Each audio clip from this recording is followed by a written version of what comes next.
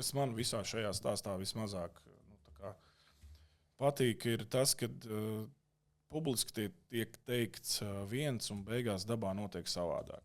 Tieši tas Bet pats, tu tiešām domā, ka Punanovam kādu solīja vietu olimpiskajā sastāvā? Ja gāja runa par veiksmīgām un labām spēlēm pārbaudas turnīros, un tad ir krietni lielāka iespēja tikt uz olimpiādu.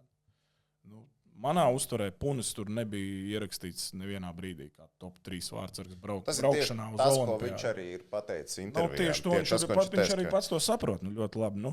Tieši tas pats ir par Smirnovu. Manuprāt, viņš bija pelnījis, lai viņš tiktu paņemts. Ja šajā brīdī viņš pats ar tā domā. Ja šajā brīdī reāli diskreditēts tādā ziņā, tas tādā nozīme pārbaudas turnīriem. Kāda jēga, teiksim, Harim nākotnē arī strādājot ar izlasi, aicinot spēlētājs to turnīru. Labi, tu nevari pateikt trenerim nē, jo viņš pēc tam uz čempionu nesāp. Bet tajā pašā laikā tu aizbrauc uz turieni, baigā jēga jau nav. Ko tu sačakarēt nevar neko. Iegūt arī nevar. Tādās, tas liekas bišķiņ jocīgi beigās.